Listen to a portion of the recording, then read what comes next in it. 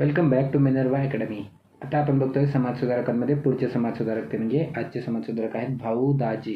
आता यांचं नाव आहे भाऊ दाजी आणि लाड, पण हे आडनाव लावत नव्हते त्यामुळे यांचं नाव काय भाऊ दाजी.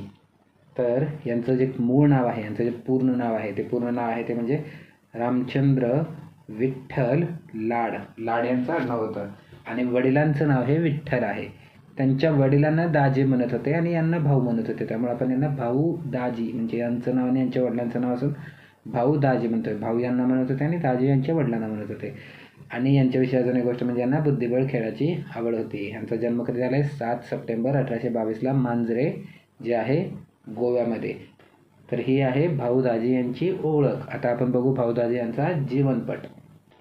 तर भाऊ दाजी यांचा जीवनपट बघताना आपण जी सगळ्या समाजसुधारकांच्या बाबतीत एक गोष्ट करतोय ती इथं पण करायची आहे, ते म्हणजे त्याचप्रमाणे यांच्या आयुष्याचं जीवनपट बघायचा ज्या क्रमाने तो झालेला आहे. तर भाऊ दाजी 1840मध्ये यांनी एल्फिन्स्टन कॉलेजमध्ये प्रवेश घेतला.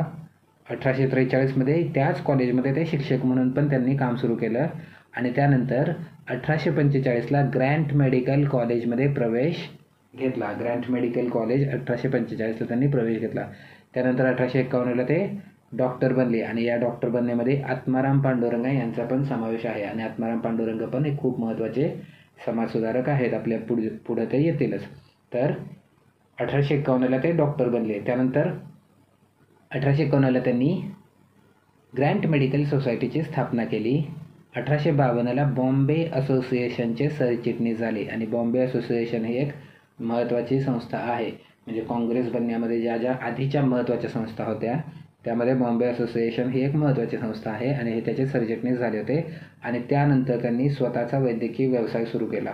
तर हा त्यांचा जीवनपट. आत्तापर्यंत काय बघितलं आपण? एल्फिन्स्टन कॉलेजमध्ये प्रवेश, त्यानंतर एल्फिन्स्टन कॉलेजमध्ये शिक्षक, त्यानंतर ग्रँट मेडिकल कॉलेजमध्ये प्रवेश घेतला, डॉक्टर झाले, त्यानंतर ग्रँट मेडिकल सोसायटीची स्थापना केली, बॉम्बे असोसिएशनचे सरचिटणीस झाले आणि त्यानंतर पुढं त्यांनी स्वतःचा वैद्यकीय व्यवसाय सुरू केला. त्यानंतर पुढं हे एशियाटिक सोसायटीचे सभासद झाले आणि त्यानंतर पुढं उपाध्यक्ष पण झालेले आहेत. तर हे एक महत्त्वाची गोष्ट आहे की एशियाटिक सोसायटीचे उपाध्यक्ष झालेले आहेत आणि 2 वेळा हे मुंबईचे शरीफ झालेले आहेत. 1863 ते 69 आणि 69 ते 71 असे 2 वेळा मुंबईचे शरीफ झालेले आहेत. तर हे खूप त्या काळात खूप मान सन्मान असलेले असे भाऊदाजी हे व्यक्तिमत्व होतं. त्यानंतर समाज सुधारणेच्या बाबतीमध्ये यांनी विधवा विवाहाचा पुरस्कार केला होता आणि त्या काळामध्ये विधवा विवाह जरा मोठीच गोष्ट होती. तर विधवा विवाहाचा पुरस्कार केला. 1869मध्ये विधवा विवाहाला हजेरी पण लावली होती आणि ही त्या काळानुसार ही खूप महत्त्वाची आणि मोठी गोष्ट होती. त्यानंतर त्यांनी कुष्ठरोगावरती औषध शोधलं होतं, त्यामुळे त्यांना धन्वंतरी हे नाव मिळालं होतं. तर कुष्ठरोगावरती हे डॉक्टर्स होते ऑब्व्हियसली, त्यामुळे कुष्ठरोगावरती यांनी संशोधन केलं आणि त्यामुळे त्यांना धन्वंतरी हे नाव मिळालं होतं. आणि दारूबंदी गांजाबंदी यासाठी हे आग्रही होते आणि 1853मध्ये बॉम्बे असोसिएशनच्या माध्यमातून यांनी पत्रव्यवहार पण केलेला आहे. दारूबंदी गांजाबंदी अशा गोष्टींच्या बंदी व्हाव्यात म्हणून त्यांनी पत्रव्यवहार केलेला आहे. तर हा झाला भाऊ दाजी यांचा जीवनपट.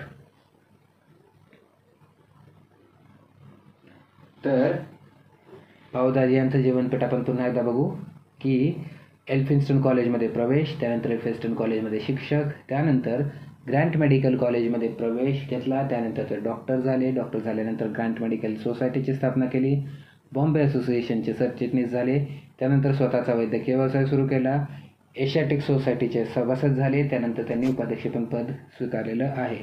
त्यानंतर 2 वेळा ते मुंबईचे शरीफ झालेले आहेत आणि समाज सुधारणेच्या बाबतीमध्ये विधवा विवाहाचे पुरस्कर्ते होते आणि स्वतः त्यांनी विधवा विवाहाला हजेरी पण लावली होती. हे त्या काळानुसार ही खूप मोठी गोष्ट आहे. म्हणजे आज आपण ती मोठी गोष्ट आहे असं म्हणणार नाही. म्हणजे आज आपण ती गोष्ट ती मोठी आहे असं म्हणणार नाही. अजूनही प्रमाण कमीच आहे, व्हायला पाहिजेत, पण त्या काळामध्ये तर ही गोष्ट खूपच जास्त होती.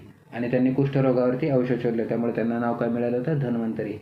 दारूबंदी गांजाबंदी व्हावी यासाठी बॉम्बे असोसिएशनच्या माध्यमातून त्यांनी पत्रव्यवहार केलेला आहे. बॉम्बे असोसिएशनचे सरचिटणीस झाले होते आणि तेव्हा यांनी हा पत्रव्यवहार केलेला आहे. तर हा झाला भाऊ दाजी यांचा जीवनपट.